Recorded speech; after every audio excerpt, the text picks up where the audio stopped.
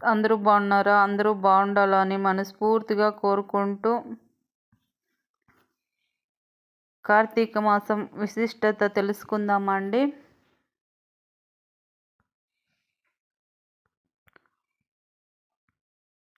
కార్తీక మాసము తెలుగు సంవత్సరంలో ఎనిమిదవ నెల. పౌర్ణమి రోజున కృత్తికా నక్షత్రము అనగా చంద్రుడు కృత్తికా నక్షత్రంలో కలిసిన రోజు కావున ఈ నెల కార్తీకము. స్నాన దాన జపాలు, పూజలు, ఉపవాస వ్రతాలు, దీపాలు వెలిగించడం, వనభోజనాలు వంటి వాటిని చేయడం వల్ల జన్మల పాపాలను ప్రక్షాళన చేసి అనంతమైన పుణ్యఫలాలను ప్రసాదించే మహిమాన్వితమైన మాసం కార్తీక మాసం. చంద్రమాసం ప్రకారం కార్తీక మాసం ఎనిమిదవది. శరదృతువులో 2వ మాసం అని స్కృత పురాణంలో పేర్కొనబడింది. అంటే కార్తీక మాసానికి సమానమైన మాసము లేదు. శ్రీ మహావిష్ణువునకు సమానమైన దేవుడు లేడు. వేదముతో సమానమైన శాస్త్రము లేదు. గంగతో సమానమైన తీర్థము లేదు అని అర్థం. శివునికి ప్రీతి ప్రాప్తమైన మాసం కార్తీక మాసం. ప్రీతి ఏటా దీపావళి వెళ్ళిన మరుసటి రోజు నుంచి అది పవిత్రమైన కార్తీక మాసం ప్రారంభమవుతుంది. ఈ మాసంలో భక్తులంతా నిత్యము భోళాశంకరుని నామాన్ని స్మరిస్తూ ఉంటారు. పురాణ కాలం నుంచి ఈ మాసం ఓ ప్రత్యేకతను సంతరించుకుంది. హరిహరనాథులకు ప్రీతిపాత్రమైన ఈ మాసంలో భక్తకోటి యావత్తు కఠిన నిష్టలతో చేపట్టే నోములను ఎంతో ప్రాధాన్యముంది. ఈ మాసంలో పాడ్యమి, చవితి, పౌర్ణమి, చతుర్దశి, ఏకాదశి, ద్వాదశి తిథుల్లో శివపార్వతులను అనుగ్రహం కోసం మహిళలు పూజలు చేస్తుంటారు. మన భారతీయ సంస్కృతిలో కార్తీక మాసం వచ్చింది అంటే ఈ నెల రోజులు పండుగ. అందులోనూ కార్తీక మాసం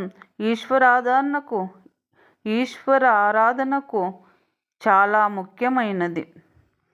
దేశం నలుమూలలా ఉన్న వివిధ ఆలయాలలో రుద్రాభిషేకాలు, రుద్రపూజ, లక్ష బిల్వదళాలతో పూజలు, అమ్మవారికి లక్ష కుంకుమార్చనలు విశేషంగా జరుపుతూ ఉంటారు.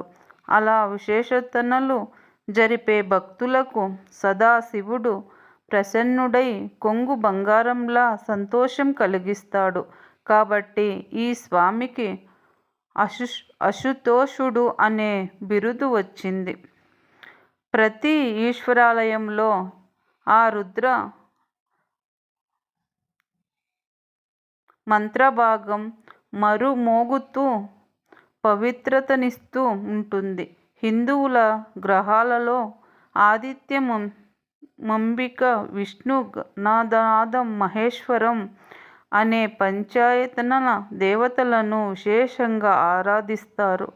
కార్తీక మాస మహత్యం గురించి పూర్వం నైవిసారణ్య ఆశ్రమంలో శౌనకాది మహామునులు అందరికీ సూత మహాముని ఎన్నో విష్ణు భక్తుల చరిత్రలు, విష్ణు మహిమలను వినిపించే సమయంలో ఓ సూతముని శ్రేష్ఠ కలియుగంలో ప్రజలు సంస్కార సాగరము నుండి తరింపలేక అరిషాష్టగణాలకు దాసులై సుఖంగా మోక్షమార్గం తెలియక ఎన్నో బాధలు అనుభవిస్తున్న ఈ మానవులకు ధర్మాలన్నిటిలో ఉత్తమ ధర్మమేది, దేవతలు అందరిలోనూ ముక్తి నొసంగు ఉత్తమ దైవమెవరు, మానవునికి ఆవరించమున్న ఈ అజ్ఞానాన్ని రూపుమని పుణ్యఫలం ఇచ్చే కార్యమేది, ప్రతిఫలం మృత్యువు వల్ల వెంబడించబడే ఈ మానవులకు మోక్షము కలిగించు చక్కని ఉపాయమును చెప్పమని కోరెను. ఆ ప్రశ్నలను విన్న సూతముని, ఓ ముని పుంగములారా, క్షణికమైన సుఖభోగాల కోసం పరితపించుతూ మందబుద్ధులు అవుతున్న మానవులకు ఈ కార్తీక మాస వ్రతము పరిహారమునకు అత్యంత ప్రీతికరమైంది. దీనిని ఆచరించడం వల్ల సకల పాపాలు హరింపబడి మరు జన్మ లేక పరంధామము పొందగలరు.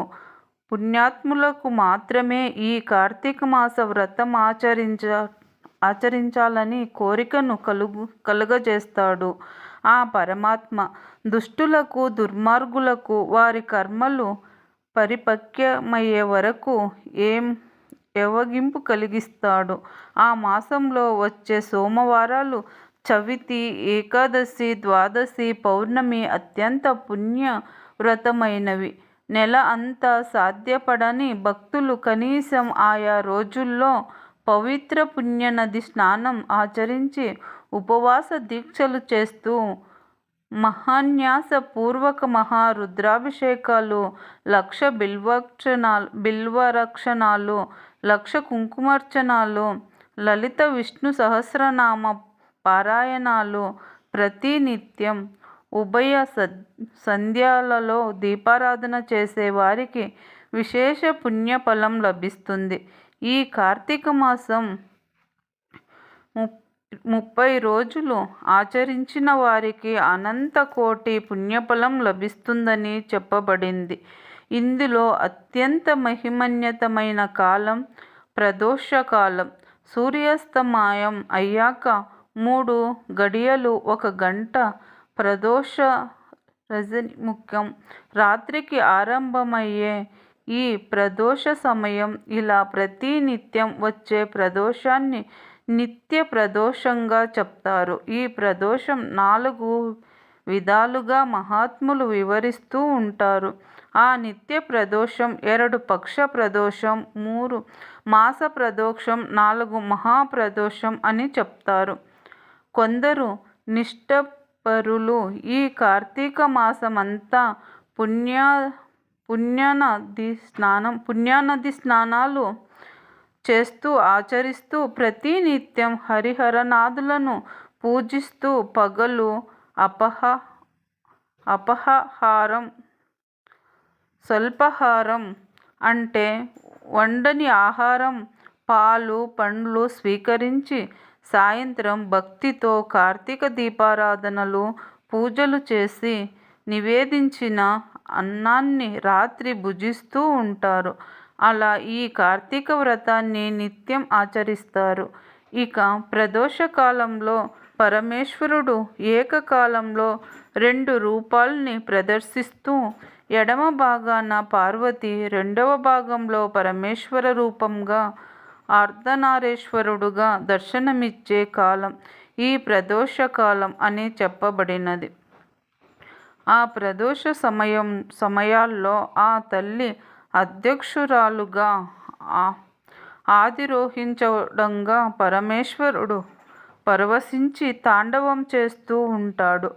ఆ దృశ్యాన్ని ధరించటానికి దేవతలందరూ అక్కడ కొలువు తీరి ఉంటారట. ఆ సమయంలో ఆ తాండవ నృత్యానికి అనుగుణంగా సరస్వతీదేవి వీణ వాయిస్తూ ఉంటే బ్రహ్మ తాళం వేస్తాడట. శ్రీ మహాలక్ష్మి గానం చేస్తూ ఉంటే శ్రీహరి మృదంగం వాయిస్తాడట. ఇంద్రుడు వేణునాదంతో పులకింప చేస్తూ ఉంటాడు. అలాంటి ప్రదోష సమయాల్లో దేవగంధర్వ మహర్షి సిద్ధులందరూ పరమాత్మ స్వరూపాన్ని కొలుస్తూ ఉంటారట. కాబట్టి ప్రదోష సమయాల్లో శివుని ఆరాధిస్తే శివుని ఆశీస్సులతో పాటు మిగతా దేవతల ఆశీస్సులు కూడా ఏకకాలంగా మనం పొందగలుగుతామని చెప్పబడింది. ఈ కార్తీక మాసంలో అత్యంత విశేషమైనది ఉత్తనైకాదశి.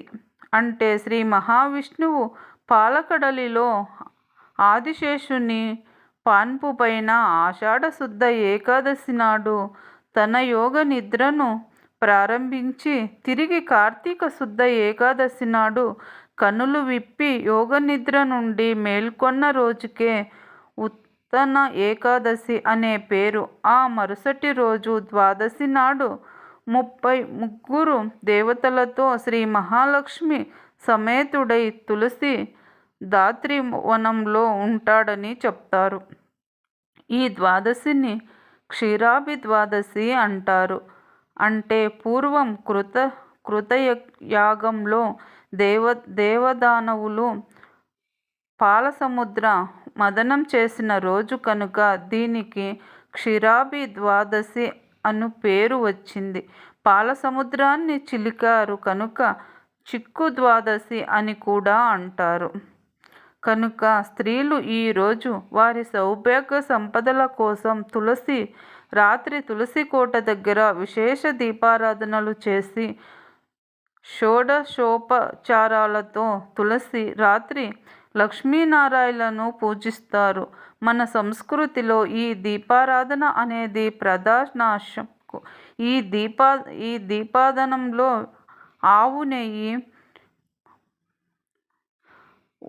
ఉత్తమమైనది, మంచి నూనె మధ్యమము, ఇప్ప నూనె ఆముదము, ఇతర నూనెలు అడవిలో పుట్టిన నూనెలు అధమము. గేదె నేతితో దీపము వెలిగిస్తే పూర్వపుణ్యము కూడా నశించిపోతుంది. అదే స్వల్పంగా ఆవు నెయ్యి కలిపి వెలిగించే దోషము లేదని, అలా 1 మొదలు 1000 వరకు దీపాలు వెలిగించడం ఎంతో శుభప్రదమని, వాటి సంఖ్యను బట్టి వివిధ ఫలితాలు అందిస్తుందని దీపాదాన మహత్వంతో చెప్పిస్తున్నారు. అలాంటి దీపారాధన పూజ మందిరములో, దేవాలయములలో, గృహ ప్రాంగణాలలో, తులసి బృందావనములో, మారేడు రావి వంటి దేవత వృక్షాల దగ్గర, పుణ్యనది తీరాలలో వెలిగించటం అత్యంత పుణ్యప్రదమని పురాణాలు వర్ణించి చెబుతున్నాయి. ఈ కార్తీక మాసంలో నియమ వశిష్ఠులతో హరిహరనాథులను అనునిత్యం ఆరాధిస్తూ కార్తీక పురాణ పఠనం చేస్తే అనంత కోటి పుణ్యఫలం లభిస్తుందని, ఈ పవిత్ర పుణ్యదినాలలో అలసత్వం వహించకుండా యథాశక్తి దీపదానము, వస్త్రఫల సువర్ణ దానాలు మొదలైనవి చేయటం వల్ల ఇహంలో సర్వ సుఖాలు అనుభవించుటమే కాకుండా జన్మతరంలో జన్మరహిత్యాన్ని పొందగలరని, ఈ కార్తీక మాస వ్రత మహత్వాన్ని గురించి సూత మహాముని శౌనకాది మహామునులకు వివరించాడు. ఈ మాసంలో చెప్పుకోదగ్గ మరో అంశం దీపారాధన. ఈ మాస ప్రారంభం నుండి సూర్యోదయానికి పూర్వమే లేచి నది స్నానం చేసి శుచిగా పొడిబట్టలు ధరించి దీపారాధన చేయాలి. ఈ మాసంలోనే జ్వాల తోరణాన్ని కొన్ని చోట్ల వెలిగిస్తారు. కార్తీక మాసంలో స్త్రీలు నదులలో, కోనేటిలలో దీపాలు వదులుతారు. ఈ దీపాలు ఆకాశంలోని చుక్కల్లాగా ప్రకాశవంతంగా వెలుగుతూ కన్నుల పండుగను కలుగజేస్తాయి. ఈ మాసంలో స్త్రీలు దీపాన్ని దానంగా ఇస్తారు. దీనివల్ల వారికి ఎనలేని కీర్తి సౌభాగ్యాలు కలుగుతాయని భావిస్తారు. ఈ మాస వారాలలో సోమవారానికి ప్రత్యేకత ఉంది. సోమవారానికి చంద్రుడు అధిపతి. దేవతలతో ప్రథముడైన అగ్ని, నక్షత్రాలతో మొదటిదైన కృత్తికను అధిపతిగా ఉండటం, చంద్రుడు పూర్కుడై ఈ నక్షత్రం మీద ఉండటం వల్ల మాసంలోనే సోమవారానికి విశిష్టత కలిగింది. చంద్రుని వారమైన ఈ సోమవారం శివునికి ఎంతో ప్రీతికరమైనది.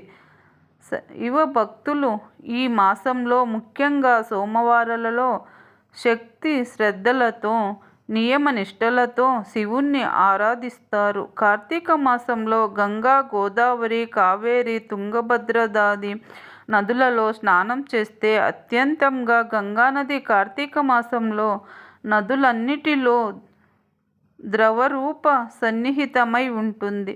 శ్రీ ఆదినారాయణుడు గోపదమాత ప్రదేశంలో జలములలో సన్నిహితుడై ఉంటాడని వేదాలు చెబుతున్నాయి. కాబట్టి సముద్రకామి అయిన నది స్నానం అత్యంత పవిత్రమైనది. నది స్నానానికి అవకాశము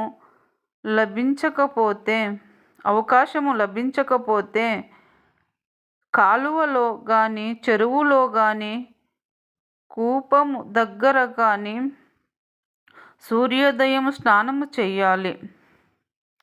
కార్తీక సోమవారాలు లేదా పౌర్ణమి నాడు కానీ, లేక ఇతర దినాల్లో అయినా సాయం సమయాలలో శివాలయంలో ఉసిరికాయ పైన ఒత్తులను ఉంచి దీపం వెలిగించటం శ్రేష్టం. ఆవు నెయ్యితో దీపం వెలిగించటం శ్రేష్టం. లేదంటే నువ్వుల నూనెతో కానీ, కొబ్బరి నూనెతో కానీ, నెయ్యితో కానీ, అవిసె నూనెతో కానీ, ఇప్ప నూనెతో కానీ, లేదంటే కనీసం ఆముదంతోనైనా దీపాన్ని వెలిగించాలి. రాత్రి అంటే ఉసిరిక లక్ష్మీదేవికి ఎంతో ఇష్టమైనది. కార్తీక మాసంలో ఈ ఉసిరిక వృక్షం కింద భోజనం చేయటం ఎంతో అదృష్టాన్నిస్తుంది. పూజించి మధుర పదార్థాలను నివేదించాలి. బంధుమిత్రులతో కలిసి ఉసిరిక చెట్టు ఉన్న వనంలో భోజనాలు చేయటం వనభోజనాలు ప్రసిద్ధిగా చెందింది. అన్ని దేవతలకి ప్రత్యేకమైనటువంటి గోవుని సహితముగా దూడతో కలిసి పూజిస్తారు. శక్తి లేని వారు శక్తి కొలిగి గోవుకు గ్రాసాన్ని ఇస్తారు. ఆవునకు సేవించటం వలన వంశవృద్ధి కూడా జరుగుతుంది. పూజించటం వలన వంశవృద్ధి కలుగుతుంది. అంటే మాఘమాసంలో కానీ, చైత్రమాసంలో కానీ, కార్తీక మాసంలో కానీ ఒక శుభదినమున సత్యనారాయణ వ్రతాన్ని ఆచరించవలసిన చెప్పడం జరిగింది. ఈ మాసంలో సత్యనారాయణ స్వామి ప్రధాని ఆచరించటానికి కారణం కార్తీక దయోదశ స్వరూపమైన మాసం. నారాయణుడు సహస్రనామములు, వ్రతములు మొదలైనవి. అందులో ప్రసిద్ధి చెందినది సత్యనారాయణ వ్రతము. ప్రత్యేకించి ఈ మాసంలో పౌర్ణమి నాడు సత్యనారాయణ వ్రతం ఆచరించటం విశేషం. సమాప్తం. నెక్స్ట్ కార్తీక మాసం విశిష్టత 2వ భాగంలో కలుద్దామండి. నమస్తే.